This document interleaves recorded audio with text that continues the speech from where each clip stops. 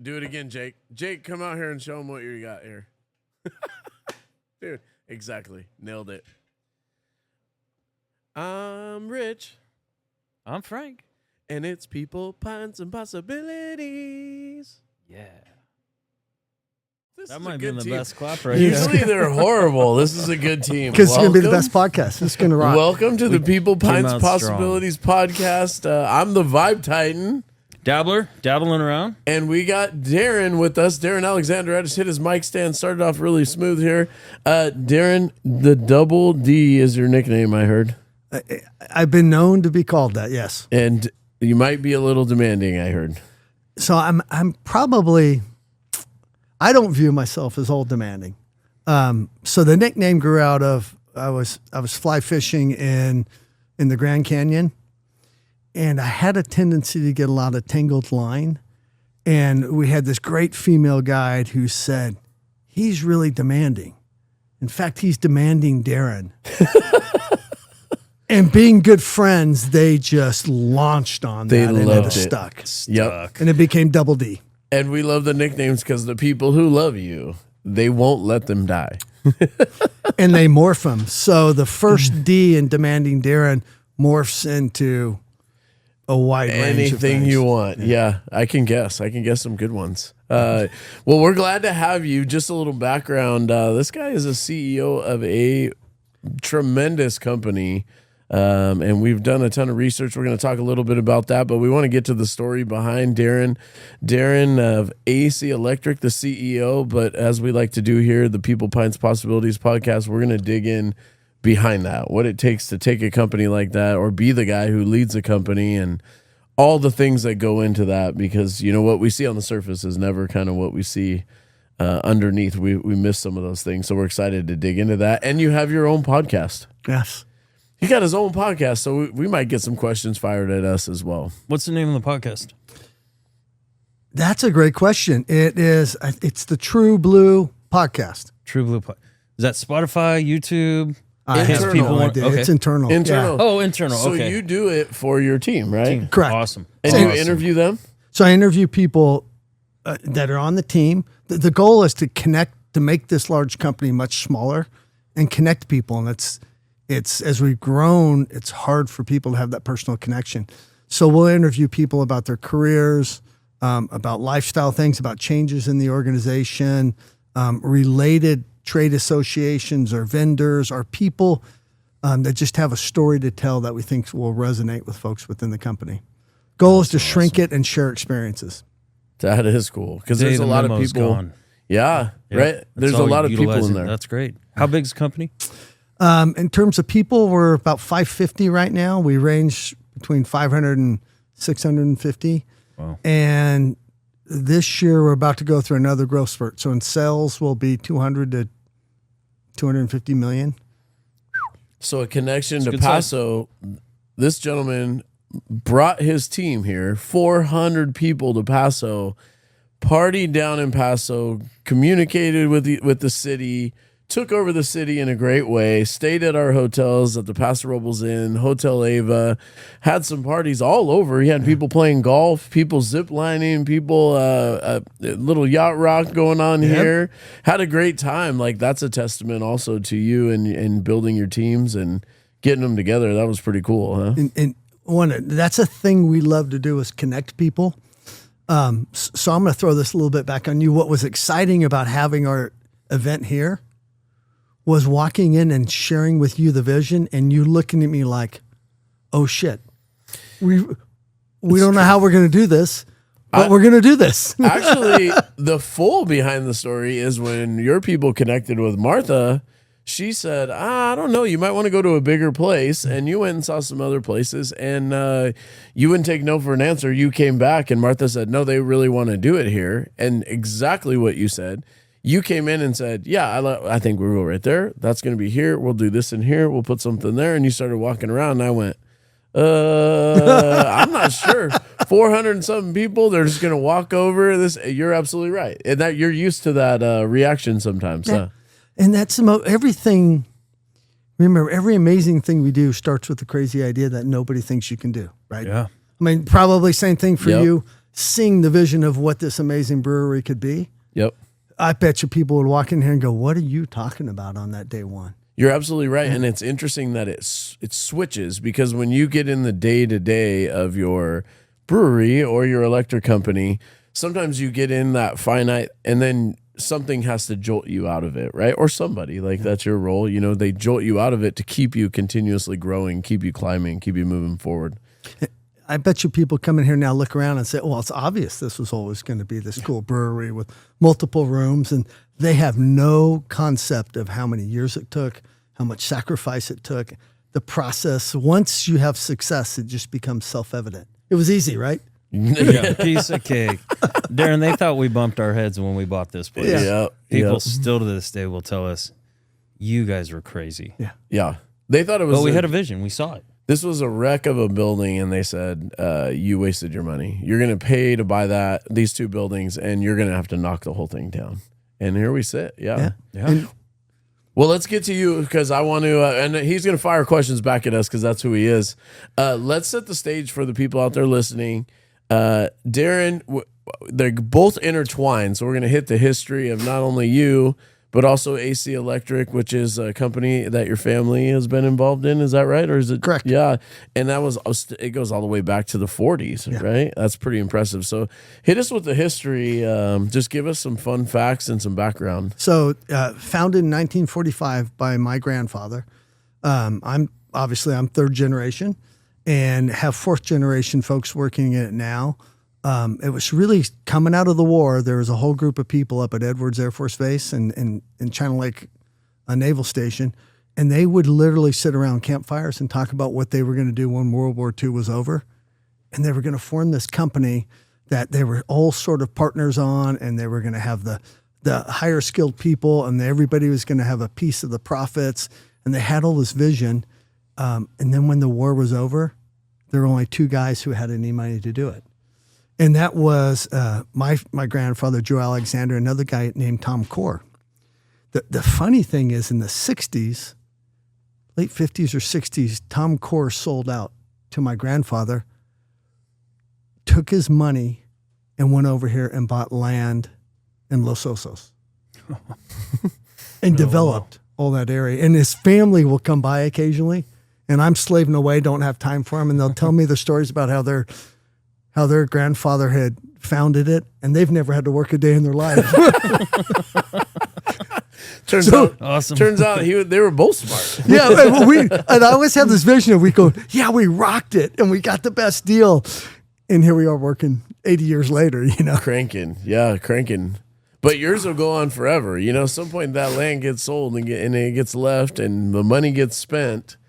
And it seems like you guys are cranking away right now. You just celebrated 80 years, right, in business. Yeah, and that's amazing. Think of it. The U.S. is going to turn 250 years. This is the data point that always seems surreal to me.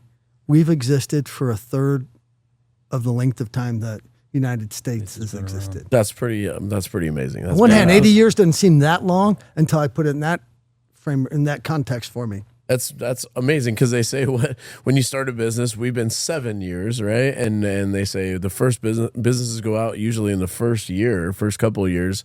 5 is another marker, and then after 10, they have a little bit of staying power. And you guys have been there 80 years, so that's very impressive. And been able to keep it, and this is what I think gets to be real unique, and it's part of my challenge on how to take it to a fourth generation, is moving it through generations and keeping the values and keeping the culture and keeping the work ethic. And if anything, we've consolidated ownership more in our family around, or rather than less consolidation. And we're having a clearer vision for how it actually continues on. We'll keep that going. So your grandfather starts it in the 40s. And what is that initial business looking like? So they started in the San Joaquin Valley in a little town called Delano. It was just your basic, couple guys as electricians, starting out doing small projects and building it little by little. My grandfather always had a vision of being really big. He was, he had it mapped out. He always had an eye for the future. He had a really strong value system of following through, of caring about people, of seeing the best in people, of caring about the communities. So there's always a strategy of embed ourselves in the communities. He wanted to grow. He was really enamored by that. And at one point we had 10 or 12 offices in California. But he grew it based upon people, assuming people would just do the right things, that they knew how to run a business like he knew how to run it. And so we really got into some actually just growth problems, that lack of control. We had an office over here, either in Napomo or I think it was in Napomo. And the story I always hear is that guy was what we call kiting jobs. He was always moving the money from one to another. So it always looked like it was profitable, but it was failing. And so we ended up obviously shutting that down at some point. So my grandfather was a growth guy. My father came in at a time when we had grown too big without controls, without the right people. His experience was that's bad, and he spent his time learning by shutting down offices. So we contracted from 10 down to about 5, then down to about 3.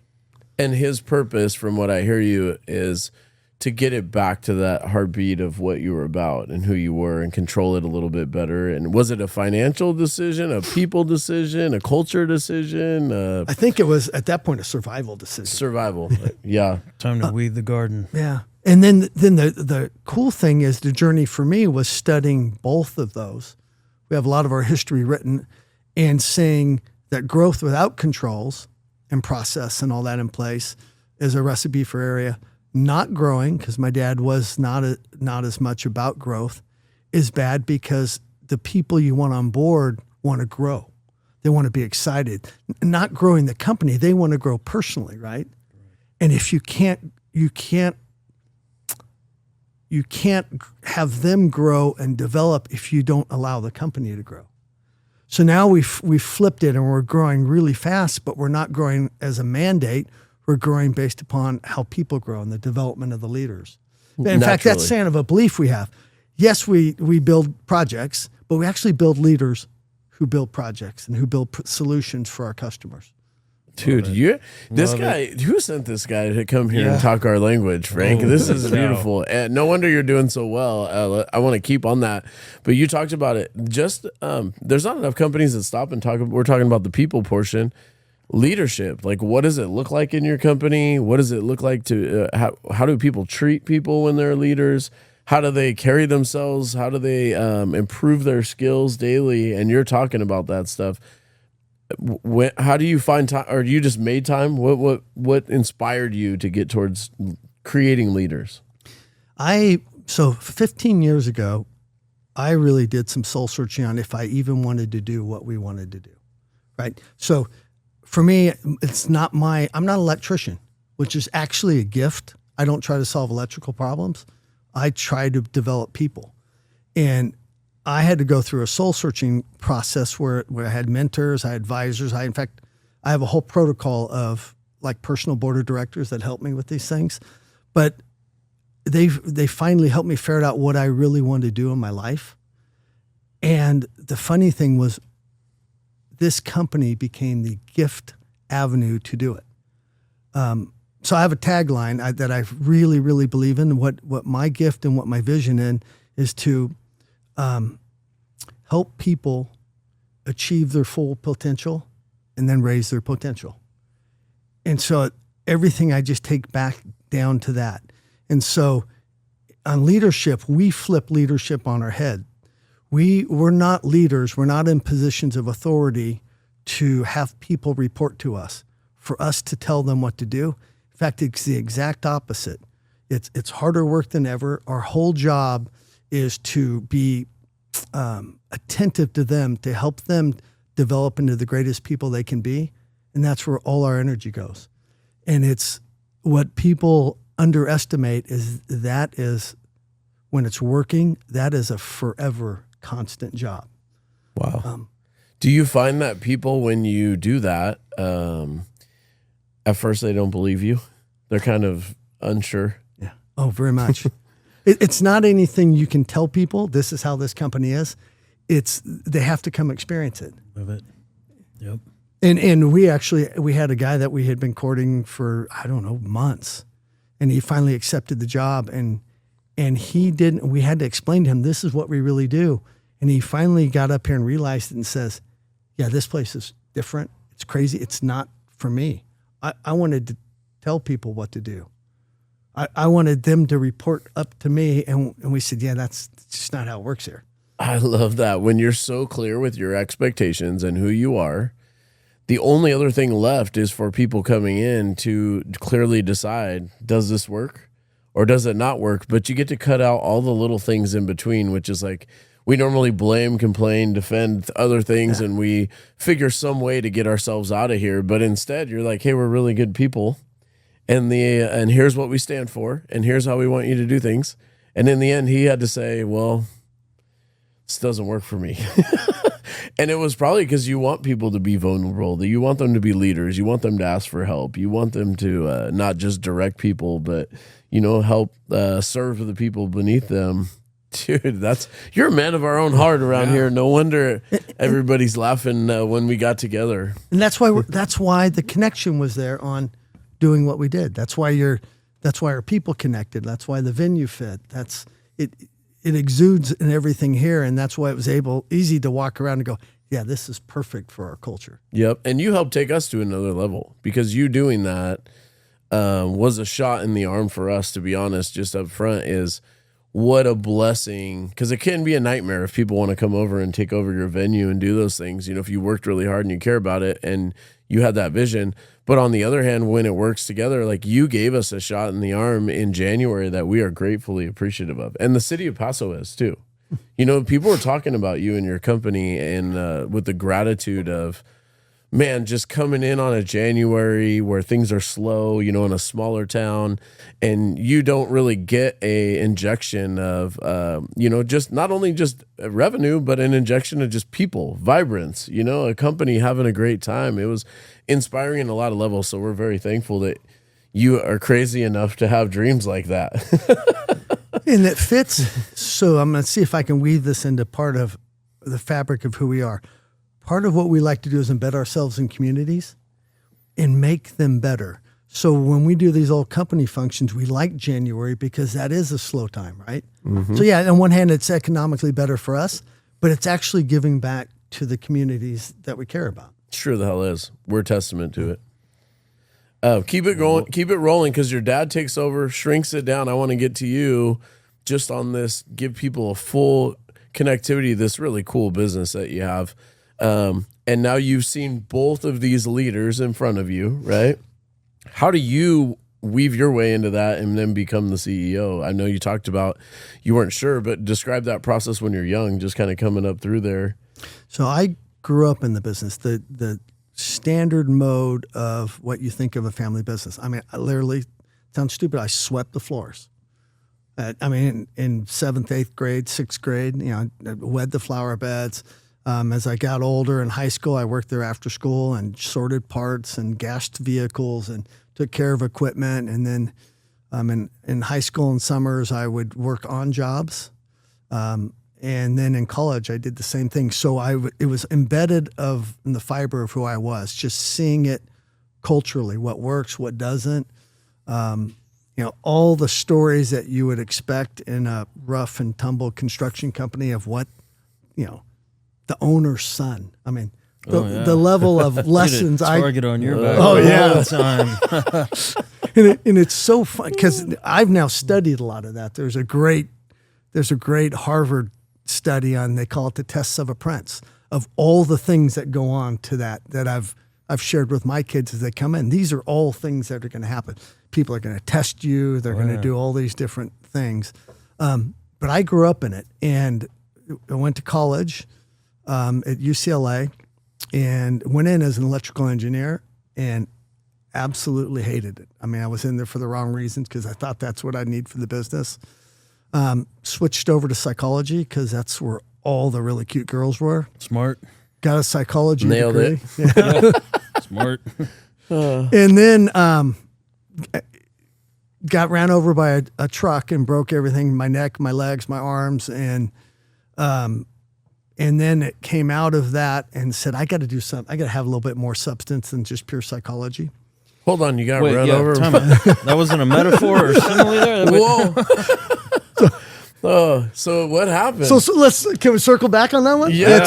We won't let you because forget, it is. I promise that. Trust me, I won't forget to ask. Okay. Well, I'll even back up. A really cool moment was I was in there trying to do this electrical engineering and UCLA and taking the physics and chemistry, and I realized I hated it. And I called my dad up, and I knew I was going to crush him. I just knew I was going to crush him. Was he an electrical engineer, I take it? No, he was not. Okay. He was a tradesman? business guy. He went through part of an apprenticeship, but he was never an electrician. Okay. He knew more than I did. And I had that phone call, and I told him, I said, Dad, I don't want to do this. I hate every part of it. And I knew I just was going to crush him. And I was so fearful of it. And he goes, well, what do you want to do? And I go, this is going to kill him. I want to get a psychology degree. And there's a long pause. And he says, well, son, let me tell you, in all my time running this company, I've never, ever had to solve an engineering problem. But every single day I have to solve people problems. He says, I think that's a lot better path. Wow. And I laughed because I was so afraid, right? Yeah. How many times are we so afraid to take an Always, action? we make it worse than it's actually going to be. And it never right? is that bad. And imagine if you never told them. Imagine if you didn't have the courage and you just went through it and you were miserable and they made you an engineer, and you were out there doing it. That's a lot of bravery to make that. And it's a defining moment in your life, right? It was a huge defining moment. And just having the trust. And that's what I've always wanted with my kids and with people I work with. Have the trust to come in and tell me that thing that's really bothering you. Absolutely. We say, to tag into that here, we do not expect you to be perfect. We expect you to communicate what you need, though. That is an absolute, non-negotiable. We hate that term, but here you have to let us know. Otherwise, you'll bury it and it'll come out some other way. And like for you, you're doing the same. You had to be able to say, hey, I don't know if this is working for me. And it will be buried until it gets solved. You can't, we always laugh at this. Whenever there's something not getting fixed or improved, there's an emotional component in somebody that you haven't solved. Until you deal with that emotion, you can't solve the problem. Right? It's always buried there. On vacation. On vacation. You haven't heard that story, but the longest story short, Frank was on vacation. We put a sign up. This is just amongst us. We put a sign up. Martha and I had seen at this brewery a sign that said "on vacation" on the beers when they went off. And instead of saying this beer is out or sold out, we put "on vacation." Frank, not thinking, we did not do it on purpose, comes back from his vacation, the first one he's ever taken in 3 years. And we totally didn't think, it's so stupid now when you hear about it. And Frank sees the "on vacation" sign, and we were so proud of it. So he takes it off and he puts it up above his desk, or in the back area. He has like a little area. And like a month later, I go, hey, I need that "on vacation" sign. One of the beers is off for the first time again. He's like, oh, on vacation? And I said, yeah. And he thought we meant on vacation, as in he was on vacation. Yeah. I set high standards, Daren, and I'm like, okay, this guy's fucking with me. All right, this is my partner. Here we go. He was so You're a little bit pissed. bitter about that. I finally take a vacation. And he's a military guy, so he buried it. Now we don't have to do that. A lot, but that was early in like our, just owning a business together, and now we don't have to worry about it. But I still have it. On vacation. And think of how long that festered with you, right? Oh, yeah. And it was based absolutely. upon just a belief that you had that was just unsubstantiated. No malintent, but absolutely, Daren. That bubbled for a while. Yeah, and he didn't believe me. I had to go get Martha to say, hey, we didn't put "on vacation" on. She's like, what? No. Yeah. Then he finally there it was. So you're right. Those moments of clarity where you can find common ground are important. And so now you get to be in the business. But you don't have to be an electrician or electrical engineer. So how do you progress from there after you talk to your dad? So when I graduated from college, I graduated with a couple of degrees, and we have a firm rule now. It was just a suggestion then. I went and worked somewhere else. And so I went and did jury consulting and litigation consulting for a couple of years down in L.A., then moved to Chicago, and then opened up a Houston office for him. And the cool thing was, Wait, whoa. it was the Jury newest job. consulting? Oh, it was an unbelievable job. I'm not a smart man. What exactly is jury consulting? The guy in the beard's going to vote no, or were you picking people out? Except we were not trying to go, oh, he looks like. We would do $1 million worth of research on a case. Ooh. We would know how jurors make their decision, what the key issues were. And it built from this premise, which this is kind of a defining thing for who I am, was people walk in to a courtroom with all these predisposed beliefs. Right. What they remember is only the things that back up their beliefs. Yeah. So they walk in there, they sit there, they listen to the opening statement, they go, yeah, I kind of think I'm for that guy. And it's because of all these beliefs. It's just like you had the belief that they're putting the sign up to fuck with me. Yeah, exactly. It's true. And there's things we learned, which is you can move certain people you can move their mind, and certain people, it doesn't matter what they said, they were never gonna let go of the fact that they were getting fucked with. Yeah. But certain people can move. And so we learned how to move people, how to identify those that would always be for one side or the other, and how to get them off the jury. And think of being a 20-year-old kid. I flew around the country and did this research and connected and wow. I didn't know that was the thing. So you worked for like a prosecutor or the DA, or were you working for the court? So it would be a civil case. Okay. So like American Airlines had a big crash at Dallas Fort Worth. So they got sued by everybody in there. Anybody that wanted. And it was, where was the mistake made? And so we were trying to figure out how did jurors think, or worked on Buster Douglas. Remember Buster Douglas? Yeah. He knocked out Mike Tyson. How Yes. could I forget? He put his mouthpiece in backwards. So there was a whole lawsuit about that we got to work on, but you generally only worked on suits where there was something really big at stake. So Snap-on Tools, you're probably familiar with those guys who sell the tools. yeah. Well, there was a... Might have had a calendar or two. Yeah, exactly. Still own a I lot still of have one, by the way, in my garage. But they got sued by their dealers because they broke up. They figured out that the smaller the number of customers, there's a right level of customers that a dealer should have, because they all want like 400, but you can't serve 400. So if you only had about 100 or 150, the dealers would make more money, and the Snap-on tool company would make more money, right? Because they'd sell more. But when they figured that out and they divided it up, dealers sued them. Dealers said, "No, you're splitting my territory up. I have a right to all these 400." Well, if they had lost that case and they were getting sued all over America, there were just hundreds of millions of dollars at stake. Oh. And so we would figure out how to, on one hand, critics would say, you're figuring out how to rig the jury. And we always argued, or now what I believe, we're figuring out how to communicate with the jury in the best way. Understand our audience, meet them where they are, share our story the way they're predisposed to hear it. No wonder when your people, and you took those skills and now you just transfer that, and you can read your people and see when they're frustrated, or see, body language, whatever that is. How do those skills translate for you think, now? First, walking into a meeting and knowing that people are predisposed to think a certain way. And it's the rare person, and we work to teach this, that can walk in and go, I am going to be an open book. Mm-hmm. I am going to listen to what the presentation is or what the argument is, and ask questions and be open to that. I mean, that's really, think, because we're wired to make fast decisions. We're wired to try to get to a conclusion, use all that we know. So I know that when we come into a room, that's what they're wired with. And so we've developed even protocols for, okay, great, we know what you want. Now, we flip the roles and say, you got to argue against it.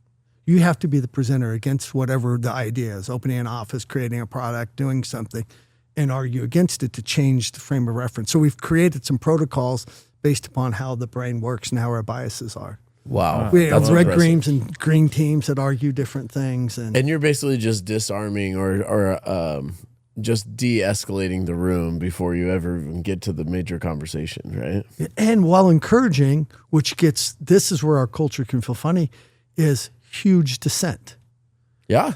And we want that. We actually tell people, argue, listen as if you are wrong, present as if you are right, which means we want you, when you're presenting, to give us all the things you're passionate about, but then you switch gears and you listen as if you have a mindset that you're wrong, and you're questioning the hell out of the other person. And these things, sorry to cut you off there, but I imagine you in a room, because I looked up all the big projects you've done. You're doing these when you're thinking about doing a big project. Are you talking through all the things, or what scenario is this applying to? It's pretty impressive. Right now, we're at a level that we have to reorganize, restructure the entire company. So one of my beliefs, it's actually stronger than the belief, it's just the way it works. Every tripling of people requires a reorganization of a company. And when we studied back our history, it even applies in ours. At five people, that was a very different company. And then we went to 15, they had to restructure. About 50, about 150, about 500, and we're creating a structure that goes to 1,500.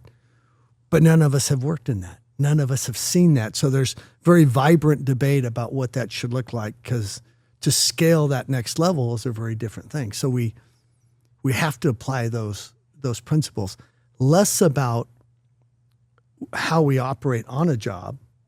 Other than there, we spend a lot of energy forming that team and really getting that team to interact and know how to solve problems and know how to dissent and know how to disagree and know, because I'm the project manager in charge, I don't just make the decisions. That team has to buy into where we're going. So we'll use it there, but generally not whether or not we take a job. Why are you doing it? I'm going to tag back into that. Are you doing that, working on that team and digging in on that team? Is that to avoid injuries on there, to make it more efficient? What's your focus for that? Because you're taking the time to do that, and it costs money to do that too. To build a team, right? To get together. It seems like it costs money. It's an appearance of costing money. It's saving you a phenomenal amount of money, right? So if we spend all this energy planning and getting those connections right, that team can execute. It's like the emotional thing we talked about. If you don't solve that emotional, if you don't get those dynamics right, that stuff's going to bubble up somewhere, and it's going to bubble up in poor execution with the customer. If you can have role clarity, all the responsibilities laid out, how they're going to meet each other, and understanding of how each one operates, even a personal connection. We call this thousands, burgers, and beers. I mean, we'll connect over burgers and beers at the end of hard meetings and keep connecting and build that social relationship, so there's a deeper connection that allows them to solve problems. Dude, you guys, hold on. We need tri-tip and troubles around here right now. I'm already thinking. Yeah, we have tri-tip and troubles. What were you about to say? You guys, what were you about to say? I don't know. Oh, you were on a roll. Yeah. You probably solve a lot of great problems because you're connected deeper than your job roles, right? Than your partner role, right? Absolutely. And what you're talking about, we do here, we're just growing into that, right? It takes time and comfortability in your roles and responsibilities, and we're kind of 7 years in, but really in the last 3 years, we kind of grew a lot. We went from, we've talked about numbers, but 300 to 500 to $1 million to 1.5 to $2 million, and those are, but it gets bigger jumps at the higher end, because now you're, like you said, you're adding more people when you add a kitchen, you're adding more people when you do catering, you're adding more people, and that's kind of a bigger impact than selling more beer, continuing your own thing. But we do carve out, in fact, we don't have managers, we have directors of people, directors of pints, directors of possibilities. So we're carving those people out and actually bringing them in on the podcast too, to do their own shows. Yeah. And they have to find their way, right? They can't be trying to be, me or you and your company. They have to see that vision and see that I guess that culture that you want to create, but also do it in their own way, right? Have their own personality and their own style. And you don't want them to be like you. No.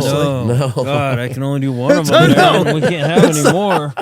Only one vibe time. Yeah. But it's refreshing to hear, like, you're saying how many times you reorged. We're actually very tiny. We're only 40-something employees, but I think we've reorged this company 7 times. Yeah. Like every time we grow a little more, and like you said, we're reorging for the next growth, and that's scary because we don't know yet. Yep. But if we can get it fluent and get everyone flowing together, then yeah, bring it on. Let's roll. And you just inspired me. I know I cut you off. We're going to do lunch with our buddies. We just had new people come in, and we have people who are part-time. They're high school kids. They come in maybe, and they're great. We love them. But they come in and work maybe 2 shifts a week or 1, and they work 4 days a month, right? So we started partnering them with someone who's here 30, 40 hours. And now I think we just give them a free lunch and let them sit down, and they'll be really more apt to make that happen, and sit down and check in on their people. Yeah.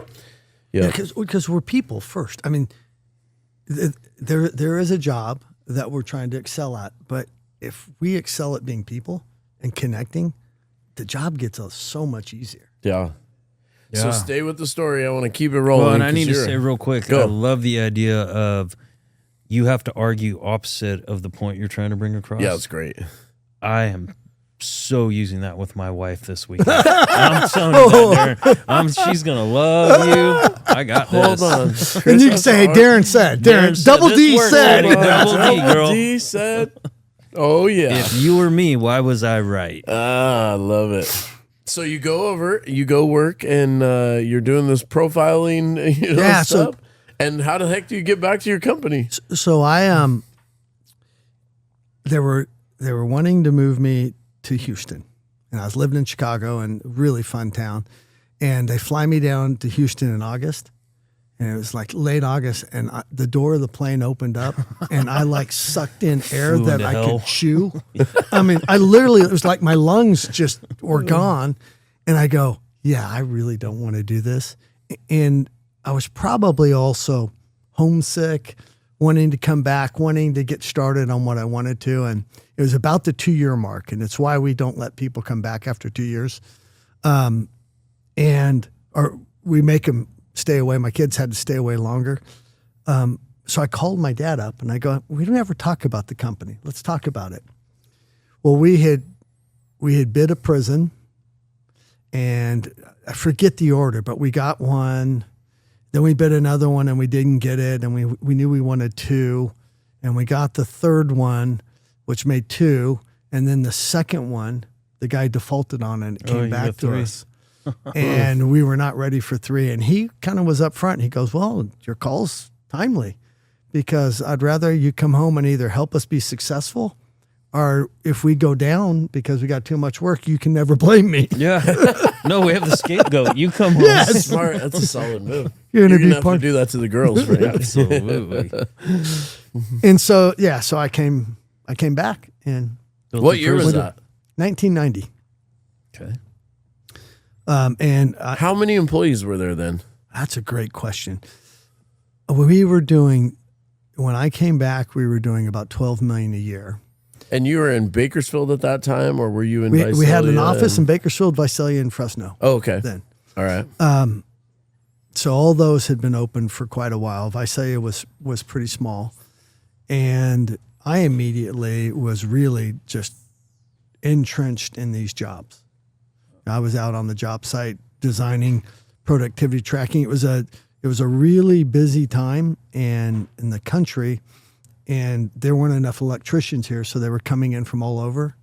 And we had some really bad electricians. There's an organization called Fleas and Bees. The Fleas stand for Fun-Loving Electricians.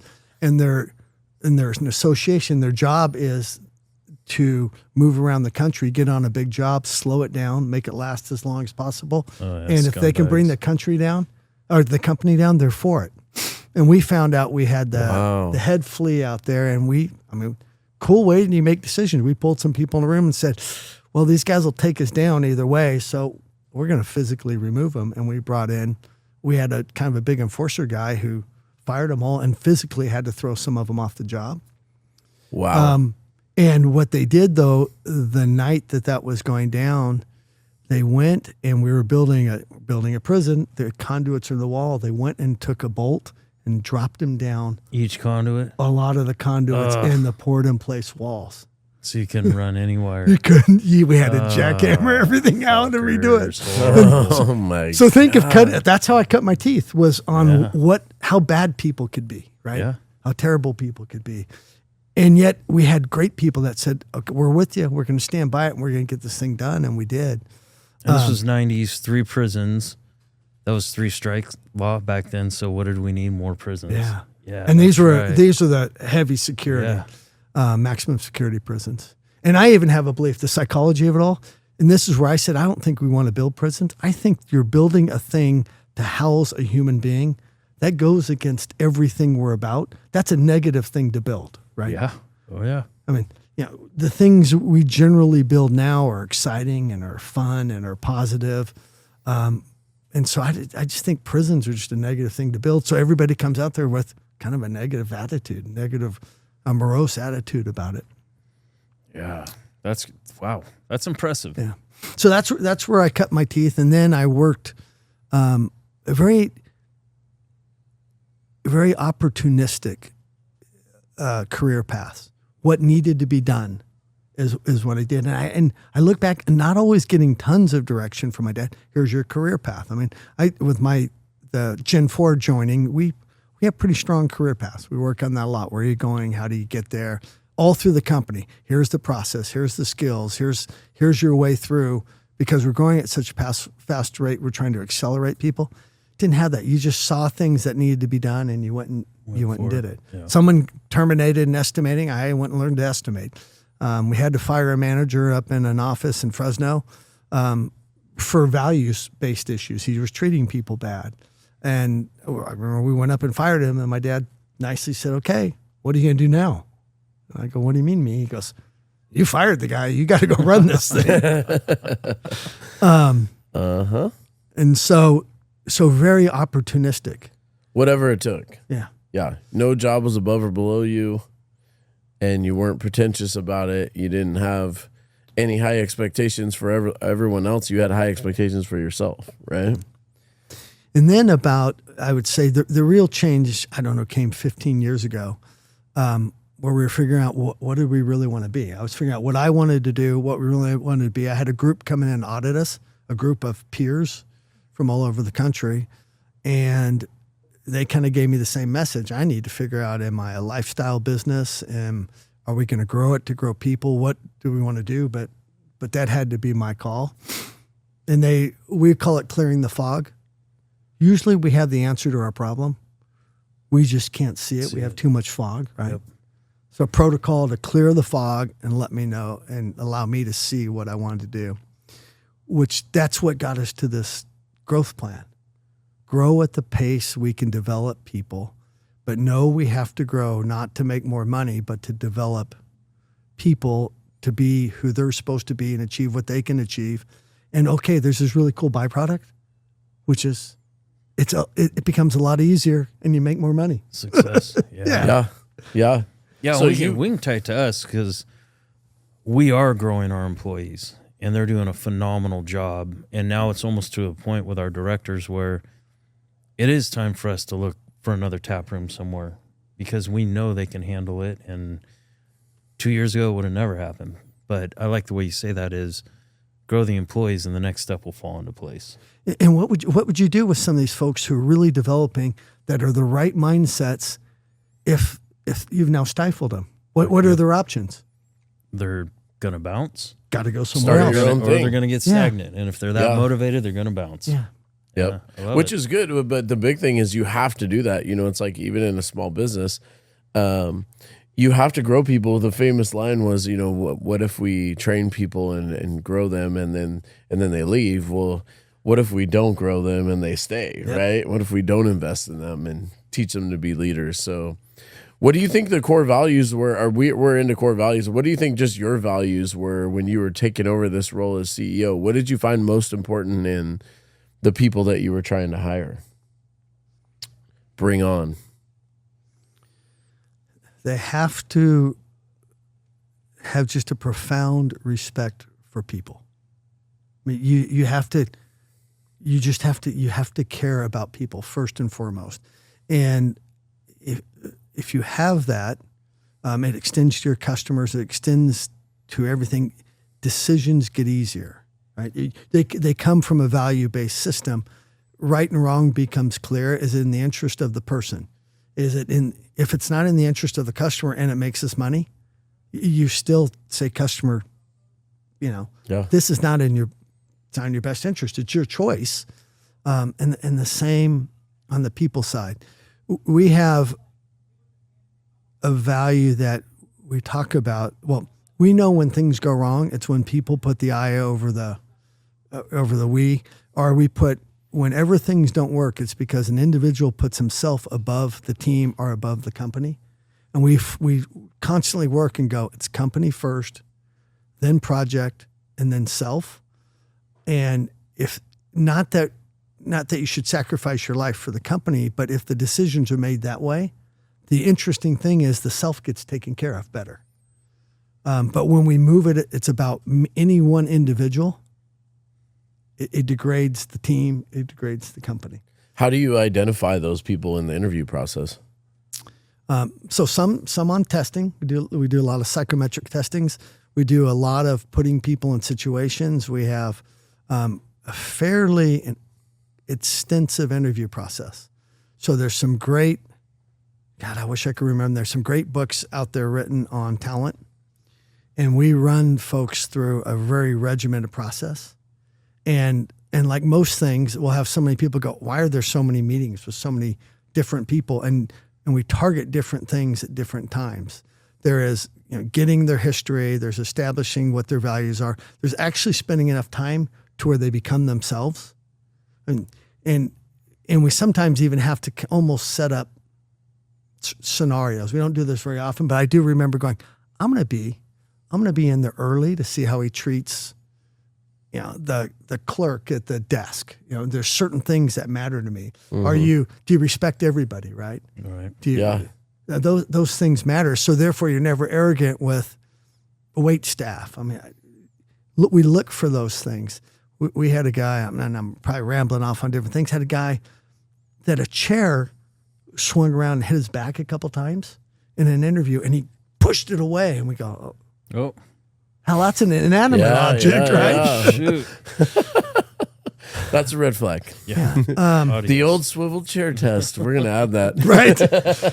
But just a lot of scenarios, a lot of allowing people to be who they are and then talk through scenarios, build trust to learn how they will really handle situations. You have to train it. We talk about it. It's like, and it is expensive. It costs money to get people together and talk about leadership and, have meetings. Like when we have a meeting with 20 of our people, you're paying them all and they're not making any money because you're doing it when you're closed, but it has to be done. And you have to train like an athlete would for the game, like you need to train that way in practice. And we don't get a chance to talk about our feelings when we're mad or pissed off about something or, how we should treat. We talk about assuming best intentions here, and that means I'm not assuming that Frank didn't assume best intentions on the, on vacation. Vacation story. Still an asshole. But on the other hand, I didn't notice. You assumed his true intentions. Exactly. I also didn't pay attention that he was on vacation at the time. I'm going to connect those two. But we're working on those types of things because you have to train. It's like funny because athletes, I always use that because they're just trying to be the highest level of performance. The Olympics are going on right now. They have multiple coaches. They have their nutritionist, their weight, coach, weight strength coach. They have, their mental coach. They have their actual, sport coach, their skill coach. And then humans we seem to push back on, well, you want me to read a book? Yeah. Do your people, do they start out that way? Like, what the heck do you mean? I'm going to give you just one thing. Find the Little Red Book of Talent. The Little Red Book of Talent. All right. It breaks. It's a really, in fact, I'll send you over some. It's fantastic on developing people, and it takes it to that level. We want to do before we learn. So did you all play sports? Oh, yes. So, baseball. They don't go, hey, it's a baseball game, go out there and play. Get in there and hit. You practice all these little skills over and over and over. But in business, we frequently don't think we should do that. Yeah. I mean, we'll take an estimator and we go, okay, you're just going to do this part. Well, no, I want to do the whole thing. Well, that's like sending you into the football game and you've never practiced anything, right? So we actually had to rethink it and break it down and explain to people, no, you're going to do sections until you're really good. And then we're going to add on the next thing. Yep. Then we're going to add on the next thing. And we were failing in growth at one point because we were to bring a person in and kind of trial by fire. Well, you just got to figure all this shit out. Yeah, throw them in. And People can't. I mean, it works. In fact, super people like it that way because then there's really no level of accountability. Yeah. There's not really any expectation because nobody really taught me. And they just fall in and they just mediocrity. Here I go. But they're a person who likes that environment is actually not generally one that's going to excel. No. Right?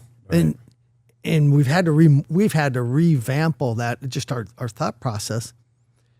But some people it drives them crazy because what makes it happen? You actually have to be accountable for learning and performing. And there's a step-by-step process. But once you're in it, you go, oh, this really works. And we always take it back to the sports analogy, which is, how'd you learn to play football? You didn't go in and play the game on day one. Wow. So you took this company, to keep that story, I want to round it out for the people listening, and you come in, and how do you get to be the CEO? You just keep working, you're doing whatever it takes, and you decide this is what I'm going to do. I want to do this. And so I probably got, fortunately, my dad probably won't hear this podcast, so it's good. I actually was named at the highest decision-making position, probably in my mid-30s or 40s. I would argue I didn't ever achieve that position till COVID. And my dad, as good as he was, his dad died on him, so he didn't have a model of a transition. And so that was, you are running it, except I veto and change it when you want, which is, I think, tough. Yeah. That's harder. Tough. And it was a gift to me to make, because we don't make the mistakes of our parents, right? We make the mistakes of our grandparents and above. That'll be a mistake I won't make. I'll make a bunch of other mistakes as I transition the company. But when COVID came, he shut down and it allowed me to truly run the company, of which is what allowed him to go, hey, it didn't fall apart. Yeah. It flourished. I had dinner with him last night and he sort of said, yeah, I probably should have made that call a lot sooner. Yeah. And I go, well, you had to coordinate with the Chinese to release that virus sooner. So you got to do your thing and kind of take it, take on the reins, and he kind of acquiesced and believed in you and trusted you, huh? And I always feel he did. But how you manage just the brewery will be different than how you manage when all three of these buildings are open. When you open your next one, that's going to be a very different mindset, right? And I think you guys have the right mindset on how you empower people already. But when you move from making every decision, and you actually like we cared what was in the scrap pile, how you reuse this piece of pipe. All that mattered when the company was younger. We would like all that to be done the same way, but you can't manage that. That's not your biggest problem anymore. Your biggest problem are these other things that you should be fixing. Right. And it was always hard for him to look and go, well, that guy's not busy. Well, you're right. He's probably not busy, but that's not what we call our workstation D. That's not the barrier to what we're trying to do. Yes, it'd be nice if someone would direct him, but we need to go fix these other things. That was a hard mental transition for him to make. Yeah, I can imagine. Because he made every decision. Yeah. And he can't fix every machine and make sure every scrap pile is organized. And I leave on my desk, there's this massive explosion-proof compression coupling. And I keep it on my desk. It's just a reminder. And there's a note taped from him. Found this in the scrap pile. This cost $495. Love it. And it's not bad. It's No. awesome. But I keep it on there of saying, what am I looking at that is that same type of thing that someone else should be looking at? Yeah. You know, because I know I'm doing some of those same things. Right? Oh, yeah. We all do, right? We all do. He is making you better at the same time. So it's how you guys get together. But at some point, you're like all of us. You're just hoping he comes in and says, "Hey, you're doing a kick-ass job," you know. And but That won't happen. I'm gonna tell you if Go I ahead. can digress, Yeah, hell yeah. because my daughter who's been listening walked out of the room. I actually had dinner with him last night, and I hadn't talked to him in a long time, and that's because he's just doing his own thing. And I explained to him that, you know, it as much as great as you think the company is going, and I know you're proud and all that. Here's a reality. People always need a parent. Yeah. And I said, and I'm okay either way, but sometimes I just want to share stuff with you. It might just be for affirmation. But as much as you think the company is going great, you're still a father. And what I've realized, even with my kids working in the business, there's always the need for affirmation from a sibling or from a child to a parent. I love it. Yeah, so I don't Frankie, know what do you think why that's about going that? out there. Hold on, No, I want to that's see good. what Frank thinks about that. No, it's good Right? because, yeah, absolutely. I have kids at home, and the affirmation piece is hard because they want to tell you stuff, and you want to be like, what are you doing, you knucklehead? But you also have to let them grow and understand and listen to the path that they want to go down. It's not the path that I may have chosen, but as long as you're happy and you want to be successful, it's I'm proud of you. My morals, we call it the meal. Moral, ethical, and legal, I'm behind you all the way. And so, yeah, it's good to hear that. How old are your kids? What do we got? We got 21, 17, and 16. So which ones have fired you? All three of them. Multiple times. Yeah. So I love it. And that's what people forget. And you know it when it happens. You're the CEO of the household, and then they fire you as CEO. Yeah. And what do they do immediately? They hire you back as consultant. Yeah. We call it advisor. Yeah. But yeah, but you're not allowed. You can't tell them what to do anymore. You have to, if they ask you for your input, you can share it, and they choose to do what they want. 100%. And you can watch that. And I always think of what the consultants have let me do wrong things. And they go, oh, yeah, no, we shared it with you. You just made the chose not to choice. do it. Yeah. Yeah, no, I'm on advisement. Absolutely, Darren. I just advise, and what they want to do, we'll see where you go. And Daren, as you took over back to the, transitioning the CEO, did you find that there were, I've talked to other people who've taken over family businesses. Did you find that there were people who stayed with your dad and were like, your dad did things better? And did you meet any of that resistance through the transition? So, yes, and we do that with every change, though, right? With every change that is made, there's a group that wants to hold back. Yeah. Process of change, loss. You go Change through is loss, hard. even great change. You go through loss, right? Distrust, discomfort. Yep. Before we make a choice, then we re-engage and we go through the other side. It doesn't matter what the change is. Those loss, distrust, and discomfort, they can happen quickly, but you're going to go through them all. Right? We just bought a huge piece of property and a neat building, and it's perfect for us. And I made the call, and everybody loved it. And yet I immediately went through loss.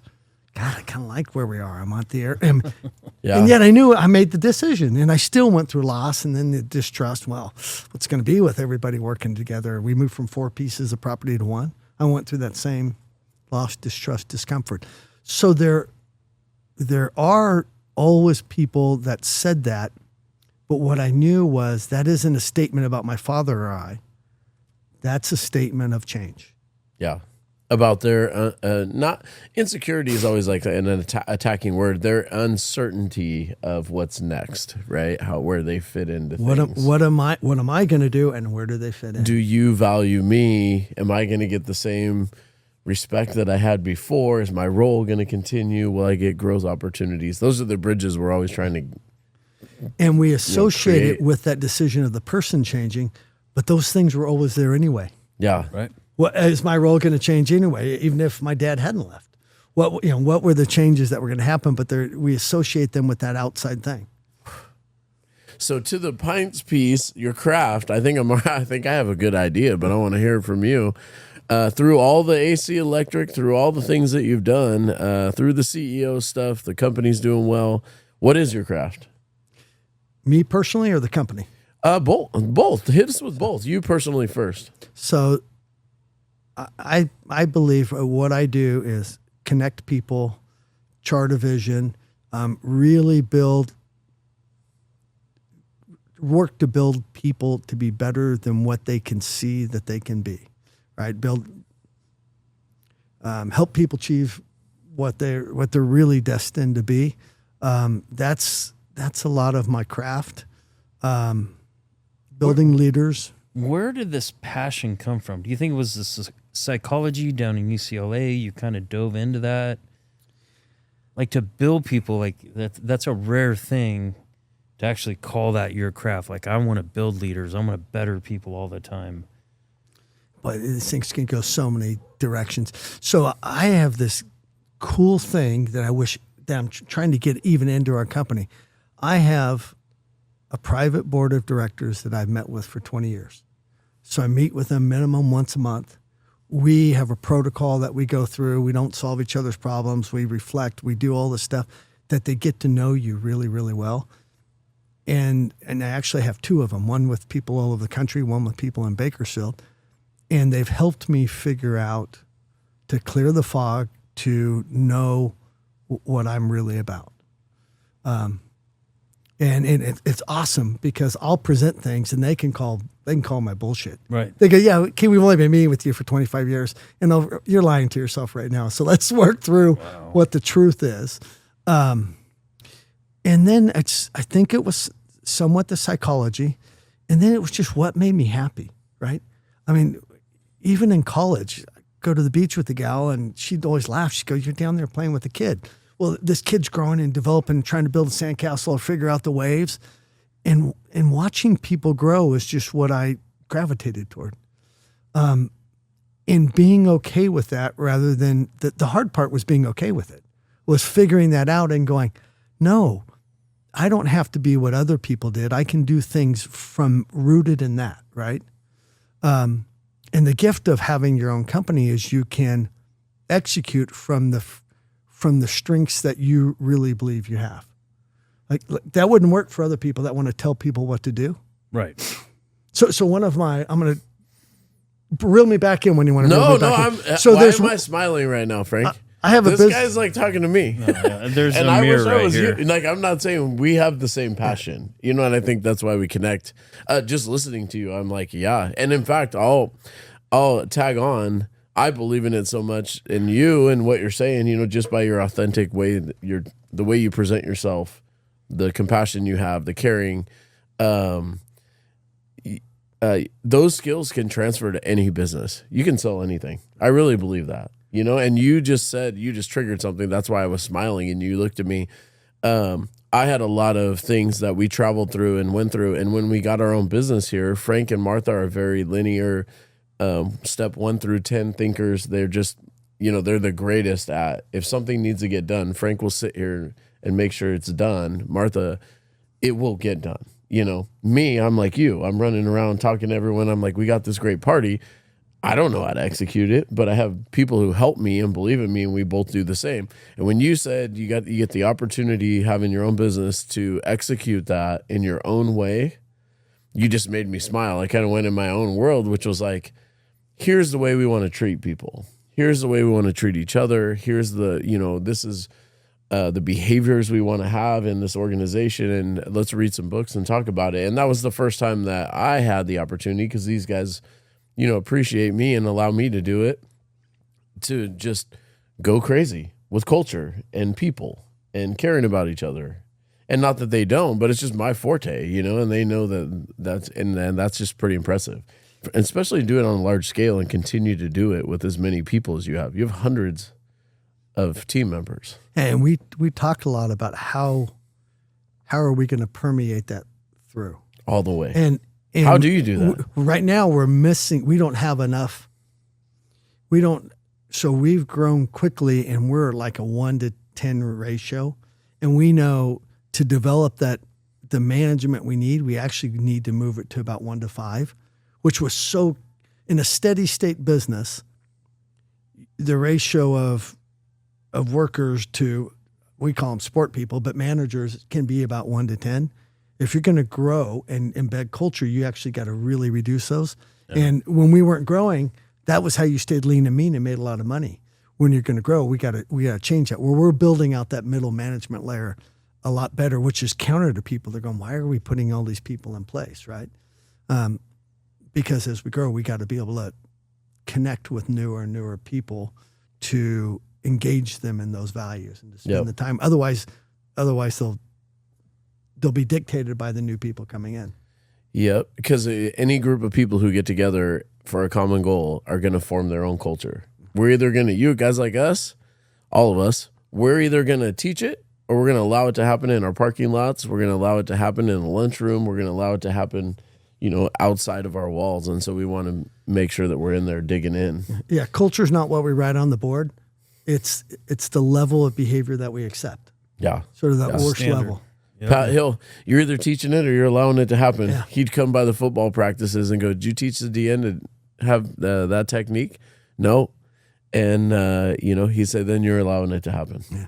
We, I think a year ago we had to let go of a long-term employee. Did it very humanely and correctly. And someone said, how do you feel about that? Why? How do you let go of someone that's worked here for 19 years? And I said, that's not the question. The question is, for the last 15 years, we knew they would never be successful here. So why did we allow them? Why were we dishonest with them and allow them to exist here? Yeah. Because if you cared about them, you'd actually, Those are behaviors we have the same. You don't talk about, if you have to whisper, you shouldn't be talking about it.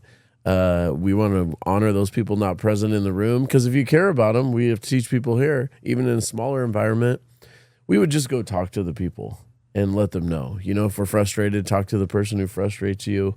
Those types of things you're talking about. Yeah, we could go on forever. It's low trust, high trust. Absolutely. And it's missing in society. So the cool thing, if you can start a company with those things and have it in your company, it will feel awkward to some. It will feel awkward, yes. But the healthy people that you really want, it will be like freeing.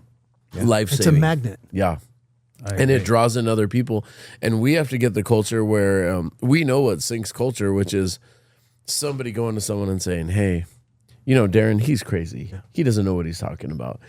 That reaction from that other person is the critical piece, which is, if they say, man, you should go talk to Daren yourself, that changes the behavior rather than sympathy group. You're absolutely right. This company's horrible. And, people just dig in on this. If you're looking for sympathy, people want to give it. And we're arming our people not to allow that to happen. And then one step even further up, I think, is if that person said, hey, let's go talk to Frank together. I'll go with you if you feel that way. Yeah. I'll be by your side, but let's go. Absolutely. Let's go engage both them. You come talking about on vacation. I can't wait. Heck yeah. That's right. Oh, yeah. So what's the company's craft? I'm going to let you have a sip of beer. You want another one there? I've never turned a beer down in my life. Go. What's the company? So your company, let's take us through just a brief synopsis of what you guys excel at. What's your craft? What do you do? So we're electrical contractors. We excel in really difficult projects. We work best when we're involved in the kind of the conception of a project where we can add value. As in the really complicated, we can value engineer it. We can design it with them. We can figure out where the problems are before construction begins. And then we actually get into these things. We've sometimes had projects where we'll be more expensive, but we'll shave 6 months off the process plant.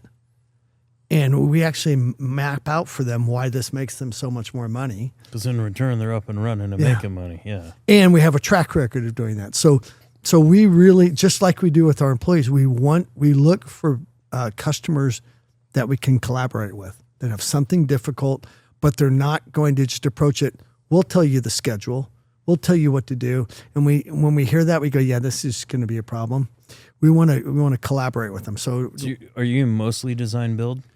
we're probably trying to move it from about 40% to 60%. And then it gets crazy because there's true design build, right? Where your contract is a design build contract.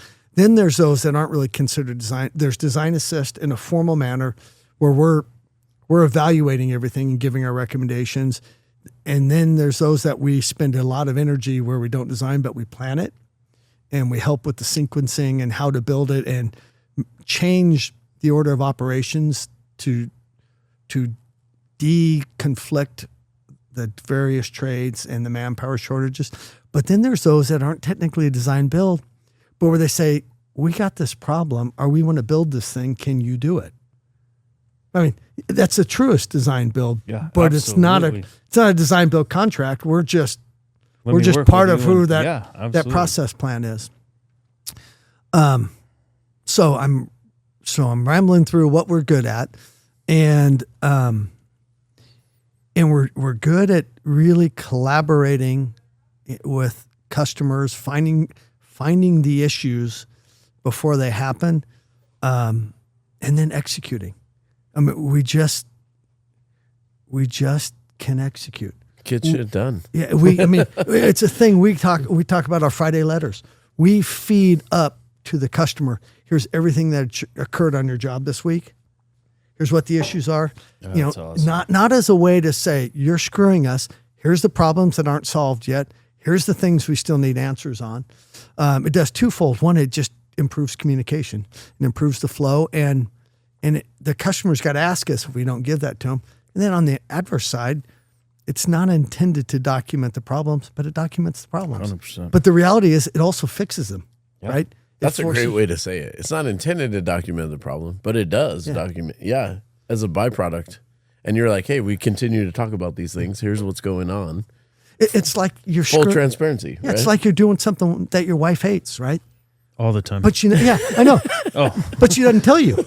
She just gets pissed about it, right? That's the same thing. I'd rather have you just tell me, and you may have to tell me like every week. Yeah, exactly. We're doing this Friday note thing at my house. I got to go on the weekend feeling good. Just so you know, though, there is one thing I've learned. It only goes one way. 100%. But I'm going to use that strategy. Are you like, I was right, honey? I just want to hear it. I would like you to argue the other side now. I love your first argument.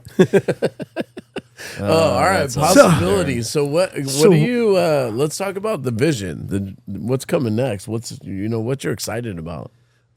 We're just growing. We've doubled down on talent. We saw the talent problem coming a long time ago, and we thought we were out ahead of it, and we just doubled down on it again. So we're just about building these project teams and people, and we know how we're executing, and so we're being sucked into some areas. We're more and more operating all over California. I imagine within the next 2 years, we'll have another. In fact, I know within the year we'll have another office down on the east side of LA. So that Riverside, we're about to break ground on the largest water project that's been built in California since the aqueduct. Wow, which is kind of fun because we did the aqueduct. Of course you did. That's awesome. You did the aqueduct. Hold on, you did that cool river I want to float down all the way to Bakersfield? that canal. Go through the little locks and things. Oh yeah, I see it. And that's actually part of our DNA because nobody had done that. Yeah, huge project. We didn't do the whole thing. That was the Central Valley project, like coming down this way. Do you have a vault of like just old plans from over 80 years? All these projects you've done. We did, and lots been purged. Some's been saved. We're about to go through another purging, and they've sent it to me 4 times. Well, we're going to get rid of everything. I'm going, no, stop. Someone has to look for those unique projects, right? So I'll digress into that. Last time we did that when we moved was 15 years ago, and I actually had them set all the boxes up, and it sounds crazy, and I went through every box. We won't do that. But I knew there were some nuggets in there that I wanted to find. I found in my grandfather's handwriting notes of when we were in trouble in the 60s. He would drive a car or a truck down to the Ford dealership, sell it to them, walk back with cash, and pay people. And so I have this list of his notes of when he did what truck and what that. And, someone would look at that and go, oh, that's 50 years. Throw that shit out, right? That's pretty And cool. most people would have quit at that point. Yeah.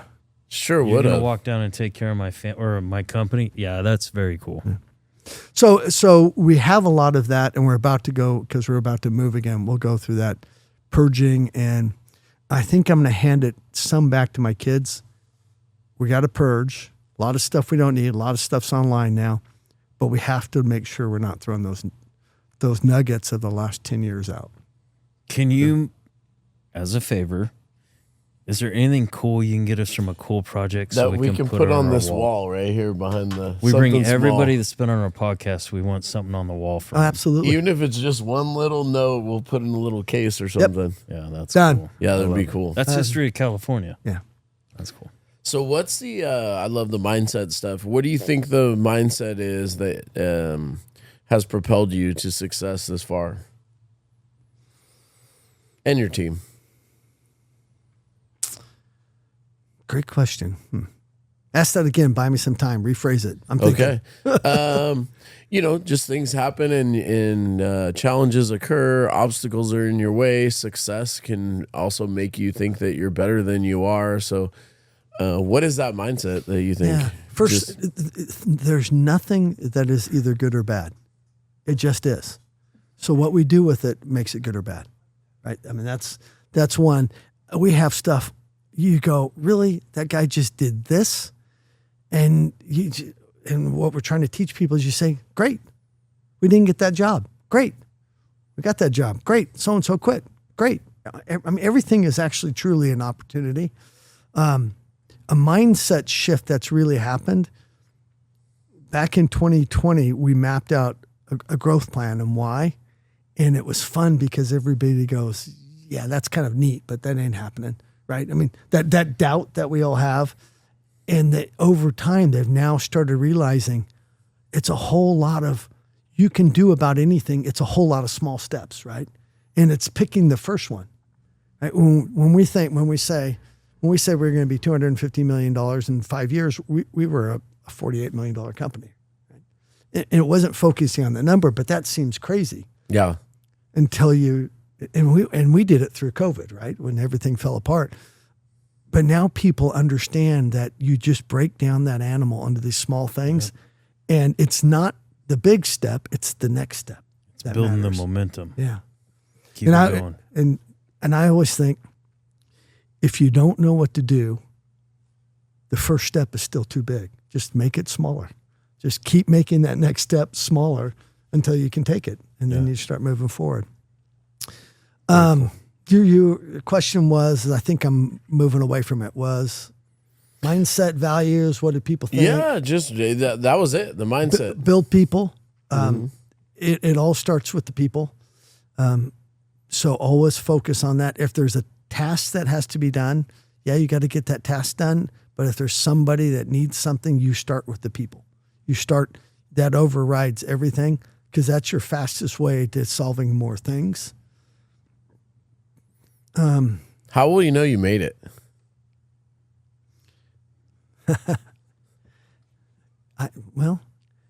Have you ever made it?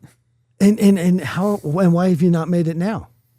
No, I'm saying it's there's always that next step. It's that baby step, that next step. Frank, you want to get in on that one? When, huh? Yeah. When do you say? Do you you're ever done? make it? Yeah. Do you ever make it? Is it always? What would making it be to you? I don't know. I guess we're all talking to each other right now. But why don't you feel like in this very moment, like I'm on a podcast.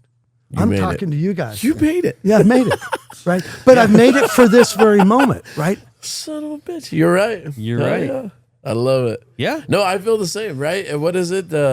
Karma is not, it's not what you do now shapes the future. They really see it as the things you have done in your life have led you to the moment that you're in right now. Yep. And this is pretty cool. And even the screw up failures, right? Those are the things that we have to do to become the person that we're supposed to be to get to this very point that we're here. 1,000%. Yeah. Yep. And you nailed it, because when you came, you were so intriguing that when we were starting you're just you know, but I'm like, man, we got to get this guy on. I got to know this story. I got to hear the stories behind, because as we see, and I know you get this probably just being the grandson and the son of people who started the company, there's a lot of freaking work that goes into these things, and nothing in life is given, and everybody's story is unique, and that's kind of a blessing to have you. What do they say? Every overnight success story is built upon 10 years of just Grinding. backbreaking, grinding, Yeah. failures. And, Yep. and it's, I mean, I look and what we're breaking through now is unbelievable. And I sit with my kids who can only see the problems that we're in. I'm going, oh, no, these aren't problems. These are the challenges we got to go through to become exactly who we're going to be. But they just can see them as, we got to fix this, right? Yeah. Well, and they inserted at level, I'm making this up, but 7. You started at level 5, your dad started at level 3, and your grandpa started at level 0, right? And so you're continually, it might be more stressful because each time you guys show up, you got to raise the bar, Right. Yeah. And that's a big expectation. Yeah. Oh, shit. Frank, well, I think Mind we blown. kicked some ass this time. Dude, I'm inspired. I don't know how you are. It's like hanging out with two of us. I just talked to two riches. And that is a compliment, Darren. So tell me, what drives you? Give Frankie. Yeah. Hit What us with a drives couple me? questions. Jenna's here too. She's doing 2.0. She made fun of us last time, and it was a hit. So she can help us out again. Yeah. And I All did right. homework. Hit us with some questions you have about us. You run Well, your I own business. asked it. What drives you? Go, Frankie. I want to hear from him. I talk all the time. What drives me is I think it's every day I don't want to settle. I know what my standard is, and I think to reflect the on vacation like that, I took that personal because I shouldn't have ran out of beer. Even though it's a win because we sold out of beer. But in my mind, no, I should have never done that. That's really how you're reframing that whole thing? Yeah. That's the story you're telling yourself? Okay, absolutely. Okay. Oh yeah, Darren, Hold don't on, quit. crush I us. don't have a Keep going. personal Darren, board, we dude. love Don't this. be Yeah, my crush personal us. board. You got a few minutes just to get after it. Go right now. Go. It's just I want to be getting better good. every day. That is my goal. That's always been. I want to be in the top 1%, whatever that is, and I put that on myself. But I also welcome that. I enjoy that. And if I don't make it, that's okay because I know I will get there. So who do you look up to? Who do you see as in their top 1%? That's at the top of their game. As in business, or I'll let you define that. I look. I mean, my other father- than he and I. Well, yeah. Rather Top than your role 1% model. of the And your wife. 10%. Yeah. No, definitely my family. I'm so grounded in my family. I also reflect a lot on the military, a lot of very elite units out there that do a lot for this country that I absolutely love. I see the struggles and I've heard the struggles and I've gone through some of those struggles and I remember that and I instill that in every day. A lot of people can be like, man, I'm going to quit on this or this is too much. And to me, it's like, throw me a challenge. Like, I love a challenge. That's where I feel that's where I thrive. Throw me something off and I want to fix it. So my kids call me the Tinker Fairy because if there's anything wrong, Dad's going to put all his focus into it until it's right. I don't think that's the nickname he led with. No, it sure isn't. Well, they got some of my kids. We'll go Well, with the dabbler. yeah, we'll go with the Dabbler. Because he doesn't commit to anything. He just hides. No, he commits. That's not a knock. He hides. He keeps himself just far enough away that he can do his thing, and you don't really I enjoy want the to ask him. shadows. Yeah, That's why I like to blend with the curtains. And Your face is kind of showing that same so, color. yeah, absolutely, because you got me on the spot. But How'd you guys connect? Are you guys lifelong friends? Did you- Not at all. We met in the school district. Are you even here. friends? We Not are at all. hell yeah. Oh, yeah, we are. My bad. Ow. No, we worked in the school district, 12 years ago together? Yeah, we First started. time met him Both of and- us kind of the same feeling. We wanted to come over.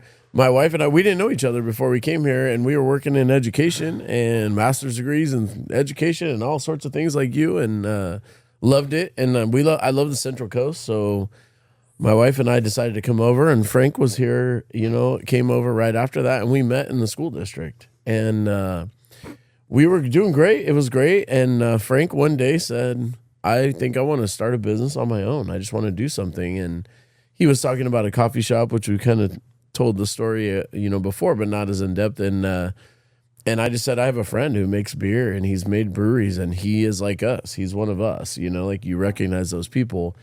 And do you want to start a brewery? And he said, hell yeah, I don't know anything about it. And I said, well, you can fly up and see him. And he did. And he came right back and said, let's do it. And we refinanced our house and did everything it took and it's started one of those that. during you surround yourself by great people. Like they're going to keep helping you rise. And But you still went into business with them. I sure did. Absolutely.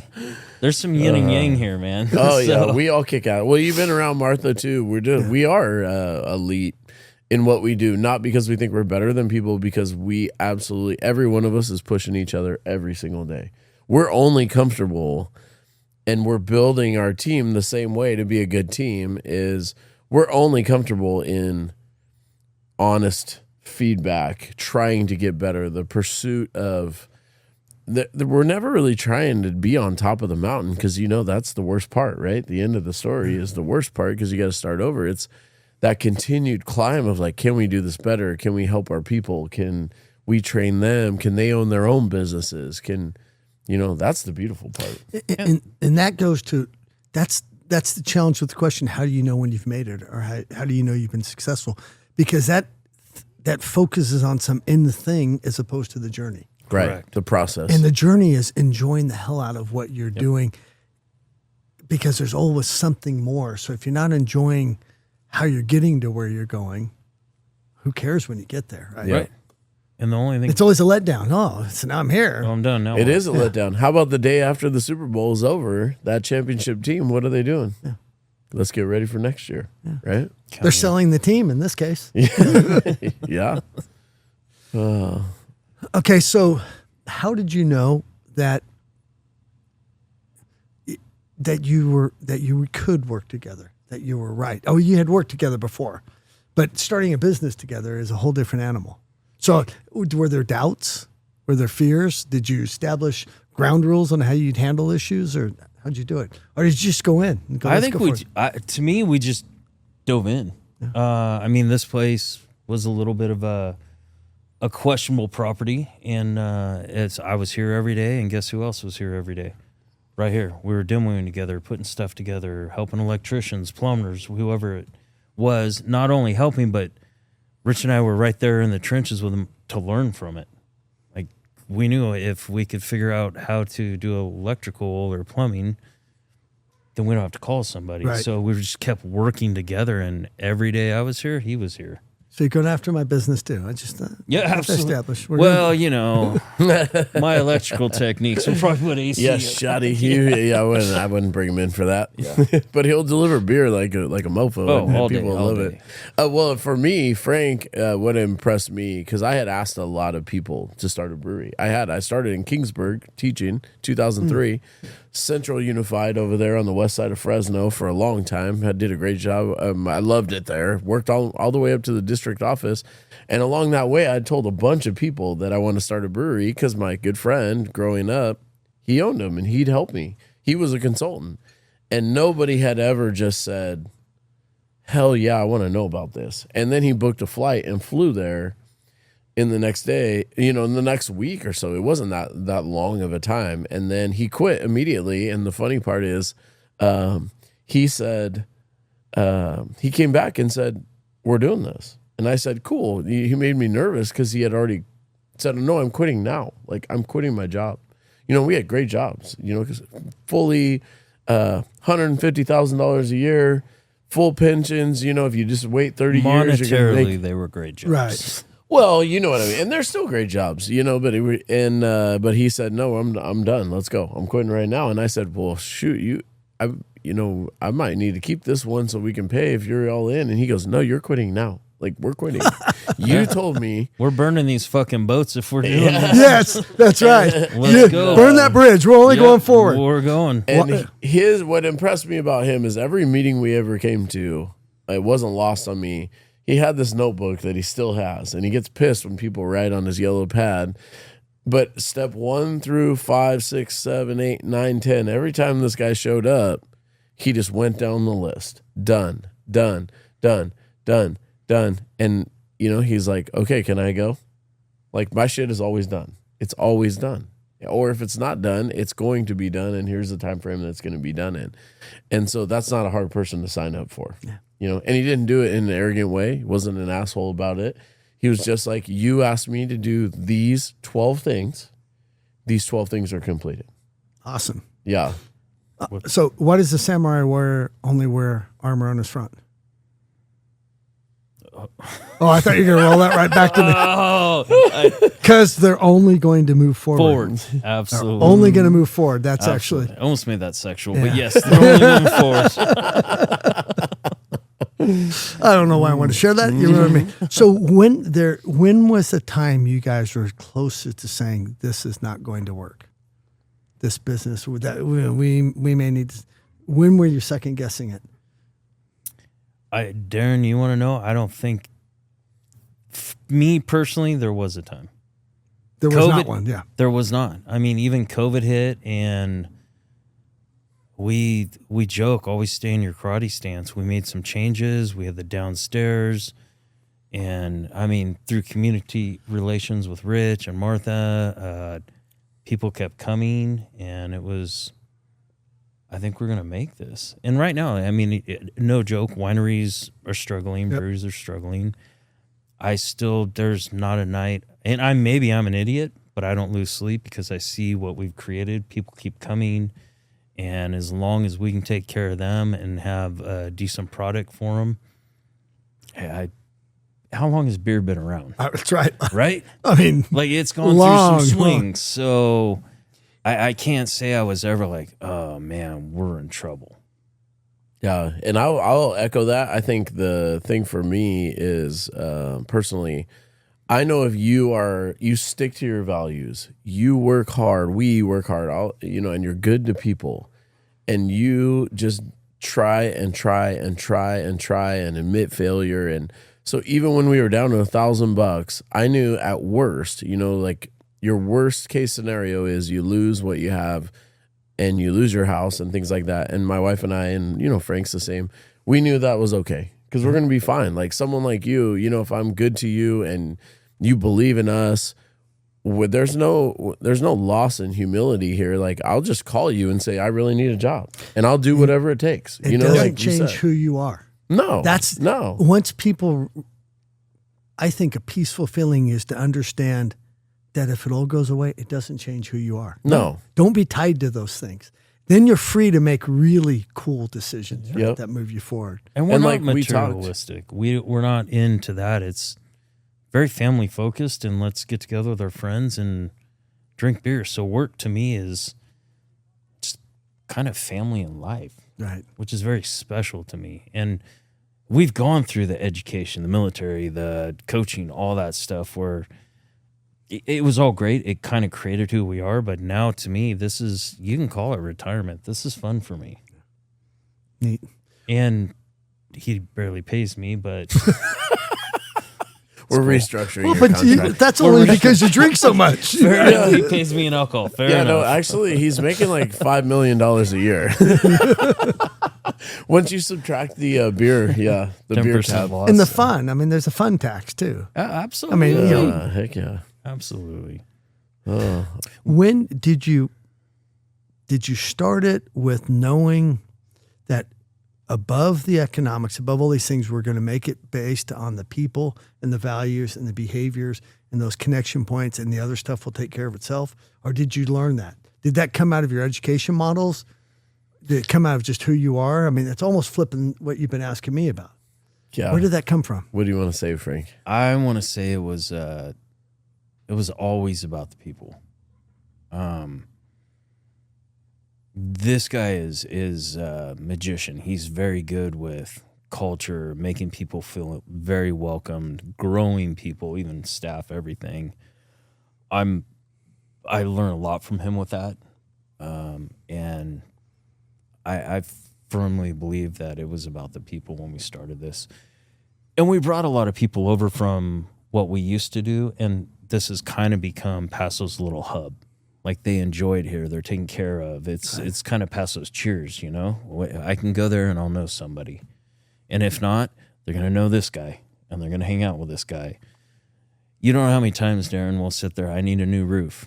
Oh, I got a guy. Or plumbing. I got a guy. And everyone here just shares. And I'll get phone calls. Hey, you know anybody at the brewery that can do plumbing? Oh, yeah, we got 3 guys.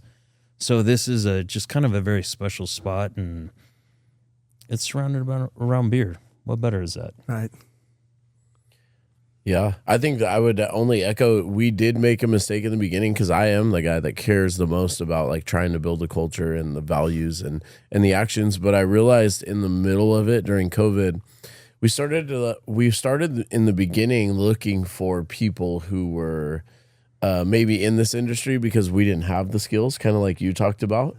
Not that we weren't good at what we did, but we hadn't, been bartenders and things like that. And what we quickly learned, we made a mistake. We started to hire people based upon skills and things like that, rather than hiring people. You can't teach nice, right? You can't teach resilience. You can't teach the ability to say, I'm sorry, I'm wrong, I apologize. And you can loosen it up a little bit, but if people are dug in, it's very hard. We hired like bad habits. And we hired, and people brought their backpacks in. And the backpack said, well, this is, what are you pulling out of there that, well, this is where somebody wronged me, so now I do whatever I want. This is where I was a manager at a place, and I'm better than everyone else, and I tell people what to do.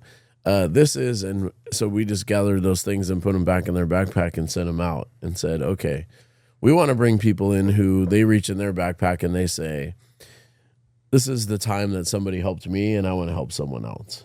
This is the time that I struggled, and I realize that I want to be here, and I want to commit to this. This is the time that, I helped someone else, and the joy of my life was seeing them progress, even at my expense sometimes. And so we switched that, and we realized, and it actually grew into now we work with companies to help them. We said, forget that. Let's start from the bottom. Let's start from the roots of the tree. Let's start with our behaviors and actions. And we just started to define actionable things that we're going to do. When we're frustrated, we're going to go talk to the person who frustrated us or someone who can help. We're going to have clean bathrooms. We're going to say hello and goodbye to everyone. And we said, can we all agree to that? Is this agreements. Something that we can reduce them to in? Agreements? Right? And so as we started to build that, we reversed it, like you said, flipped it on its head. Everybody wanted to start with the initial is, we want to be the greatest, the most, we want to produce the greatest pints on the West Coast of America and be the cleanest brewery and, have the best facility around. And instead we flipped it and took those behaviors that we found valuable. We found some core values: people, pints, possibilities. Beer brings us together. People keep you coming back. Possibilities is that, mindset. We choose to believe that, we took an old auto shop and made it into a community. And then from there, we finally revealed ourselves to, ourselves, which is we bring people together and leave them better. We have a podcast that's not about beer. We don't sit on here and talk about the greatest pints and the things like that. We talk about the people who are out there struggling, grinding, growing, raising their kids to be another generation in an 80-year-old company, us trying to do the same, and then success leaves clues. Let's try to learn from everybody. So great line. Success leaves clues. They're everywhere. Yeah. We just don't look at them all the time. Right. Yeah. we look at Daren. Some people look at you and say, you're lucky. They look at us and say, you're lucky. Oh, you have a brewery. They miss all the things underneath there. Right? It ain't luck. It's hard work. Oh, it's fucking hard. I hate that. You're lucky. Every day. I wish I could do that. You can. Yeah. Do it right now. Yeah. But are you willing to do all that? This is what people miss. Are you willing to do all that it takes? Yeah.